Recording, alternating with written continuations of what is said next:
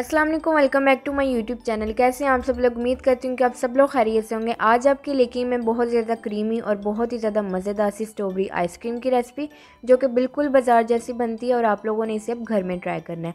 तो आप लोगों ने इस मज़ेदार से वीडियो को फुल वॉच करना है। चैनल पर नए हैं तो काइंडली मेरे चैनल को सब्सक्राइब कर लीजिए। तो आइए चलते हैं इस मज़ेदार सी स्ट्रॉबेरी आइसक्रीम की रेसिपी की तरफ। तो यहाँ पे जी सबसे पहले हम लोग एक पैन में तकरीबन 1 कप दूध शामिल करेंगे। दूध शामिल करने के बाद जब दूध में बॉईल आ जाए तो उसके अंदर हम लोग शामिल करेंगे तकरीबन हाफ़ कप चीनी। चीनी शामिल करने के बाद अच्छी तरह से अब इसे हम लोग मिक्स कर लेंगे। और अब आप लोगों ने इसे इतना कुक करना है कि ये दूध जो है वो आपका थिक हो जाए, तकरीबन इसकी हाफ़ क्वान्टिटी जो है वो रह जाए। अब इसे हम लोग मीडियम फ्लेम पर अच्छी तरह से कुक कर लेंगे।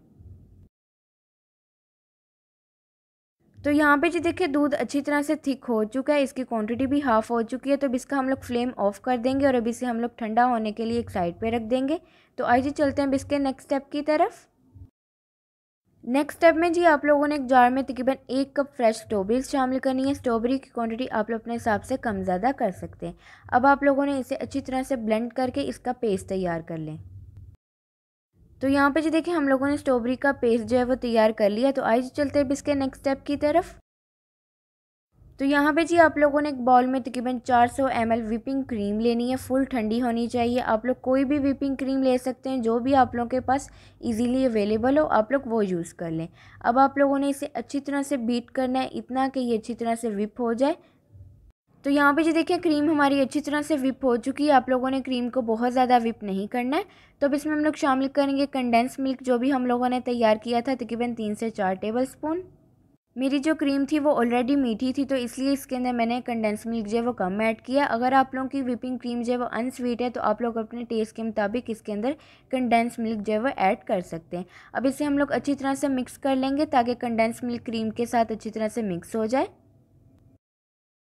तो अब यहाँ पे जी हम लोग इसके अंदर स्ट्रॉबेरी का पेस्ट ऐड कर देंगे, जो भी हम लोगों ने तैयार किया था। इसे शामिल करने के बाद अब इसे हम लोग अच्छी तरह से मिक्स कर लेंगे। और मैंने इसके अंदर पिंक फूड कलर जो है वो ऐड नहीं किया, क्योंकि स्ट्रॉबेरी के पेस्ट से ही इतना अच्छा खूबसूरत सा कलर आ चुका था।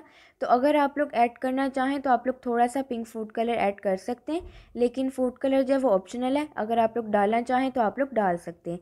अब इसे हम लोग अच्छी तरह से मिक्स कर लेंगे ताकि स्ट्रॉबेरी का पेस्ट जो है वो अच्छी तरह से क्रीम के अंदर मिक्स हो जाए। अच्छी तरह से मिक्स करने के बाद अब इसमें मैं तकरीबन 1/4 कप स्ट्रॉबेरी के चंक्स ऐड कर दूंगी। बिल्कुल आपने बारीक बारीक चॉप करके स्ट्रॉबेरी के चंक्स ऐड करने हैं। और अब इसे हम लोग अच्छी तरह से मिक्स कर लेंगे। नेक्स्ट स्टेप में जी आप लोगों ने एक एयर टाइट बॉक्स लेना है और उसके अंदर आप लोगों ने ये मज़ेदार सा क्रीमी सा आइसक्रीम का मिक्सचर जो है वो ऐड कर देना है। आइसक्रीम का मिक्सचर ऐड करने के बाद अभी से हम लोग 1 से 2 मरतबा अच्छी तरह से टैप करेंगे ताकि नीचे से मिक्सचर अच्छी तरह से इक्वल हो जाए। तो अभी से हम लोग कवर करके ओवरनाइट फ्रीज़र में रख देंगे फ्रीज़ होने के लिए।